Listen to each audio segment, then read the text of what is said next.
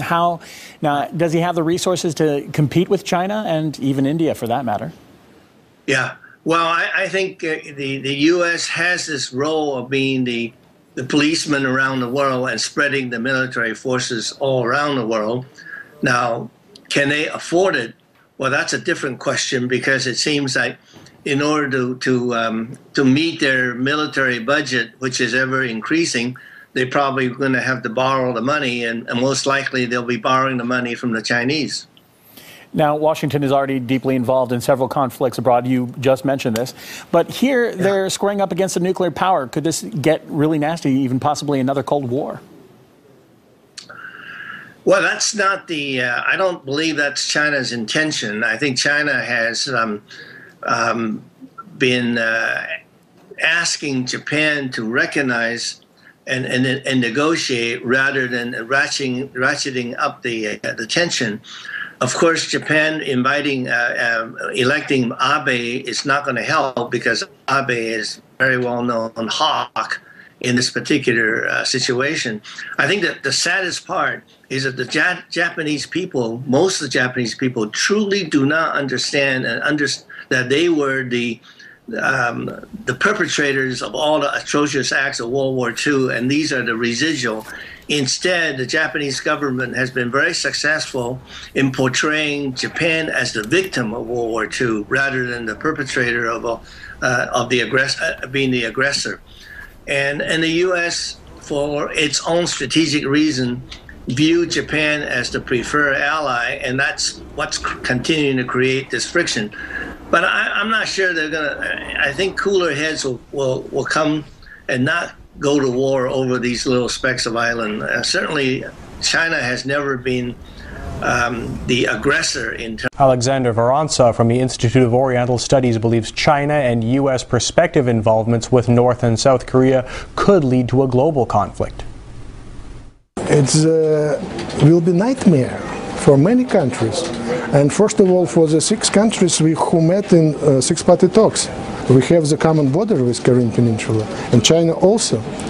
And of course China can be involved because they have the treaty, the alliance treaty with North Korea first, and they demonstrated recently their readiness to prevent collapse of North Korea. And it will be 2 superpowers involved, United States and China. It's possible that the Third World War can start in Korean Peninsula, unfortunately.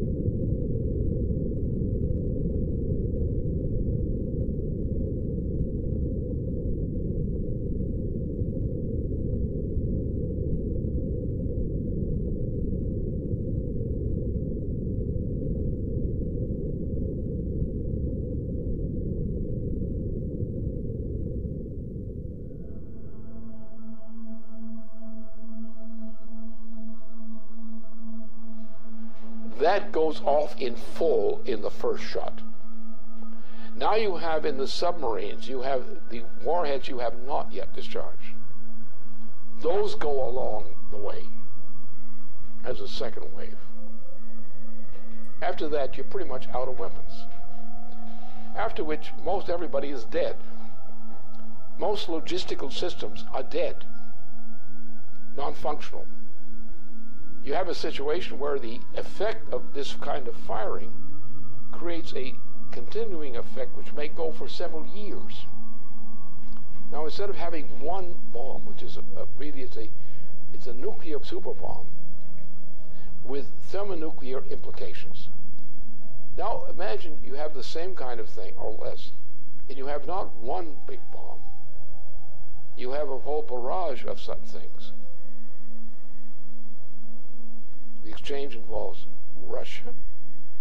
It involves China, which has a very significant thermonuclear arsenal. It implicitly involves India. It involves the United States.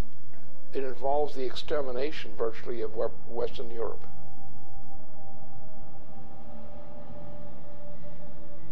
And this is what Obama represents. It's what he's intended.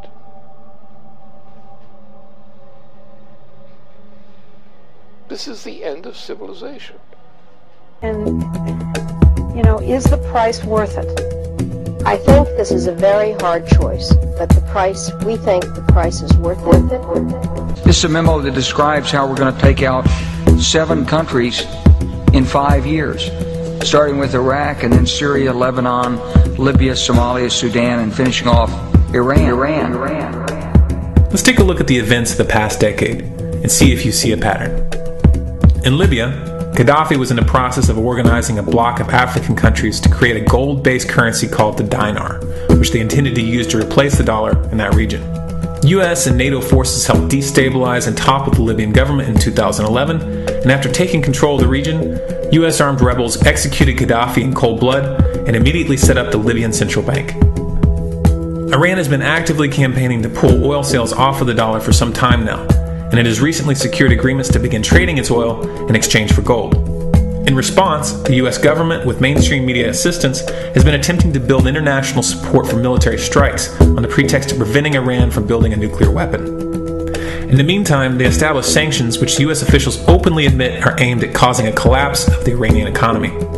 Syria is Iran's closest ally, and they are bound by mutual defense agreements. The country is currently in the process of being destabilized with covert assistance from NATO, and though Russia and China have warned the United States not to get involved, the White House has made statements within the past month indicating that they are considering military intervention. It should be clear that military intervention in Syria and Iran isn't being considered. It's a foregone conclusion, just as it was in Iraq and Libya. The US is actively working to create the context which gives them the diplomatic cover to do what they already have planned. The motive for these invasions and covert actions becomes clear when we look at them in their full context and connect the dots. Those who control the United States understand that even if a few countries begin to sell their oil in another currency, it will set off a chain reaction and the dollar will collapse. They understand that there is absolutely nothing else holding up the value of the dollar at this point, and so does the rest of the world. But rather than accepting the fact that the dollar is nearing the end of its lifespan, the powers that be have made a calculated gambit. They have decided to use the brute force of the US military to crush each and every resistant state in the Middle East and Africa. That in itself would be bad enough, but what you need to understand is that this is not going to end with Iran. China and Russia have stated publicly and on no uncertain terms that they will not tolerate an attack on Iran or Syria.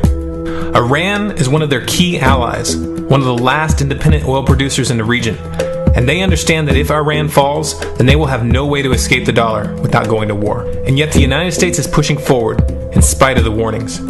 What we are witnessing here is a trajectory that leads straight to the unthinkable. It's a trajectory that was mapped out years ago in full awareness of the human consequences. But who was it that put us on this course? What kind of psychopath is willing to intentionally set off a global conflict that will lead to millions of deaths just to protect the value of a paper currency? It obviously isn't the president. The decision to invade Libya, Syria, and Iran was made long before Obama had risen to the national spotlight. And yet, he's carrying out his duty just like the puppets that preceded him. So who is it that pulls the strings? Often the best answer to questions like this are found by asking another question. Qui bono? Who benefits? Obviously, those who have the power to print the dollar out of thin air have the most to lose if the dollar were to fall. And since 1913, that power has been held by the Federal Reserve.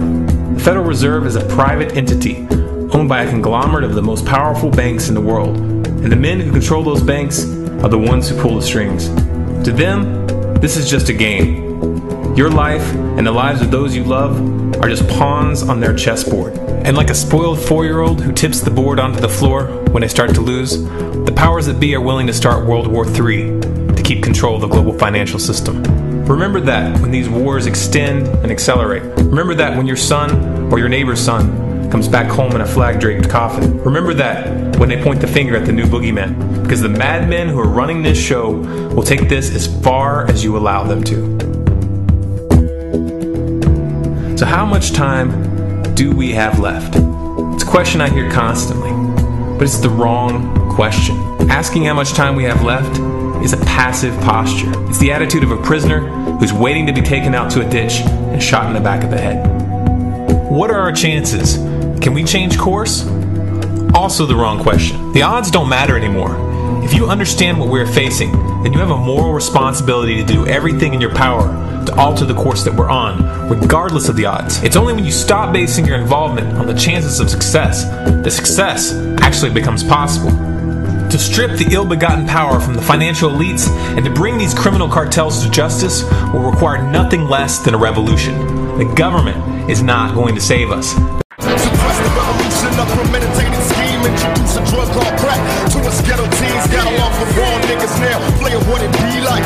When niggas see they got us bleeding with 3 strikes, can't seem to focus, hopeless. With violent thoughts I wrote this, got these devils petrified, hiding from my hocus pocus. And so I learned to earn my currency in overtime, affiliated clearly, click a military. Soldiers attack, when the fuck my soldiers at? When my soldiers attack? Now I was born as a rebel, making trouble for the devil, take this gangbang shit to a whole nother level. Can you feel me now?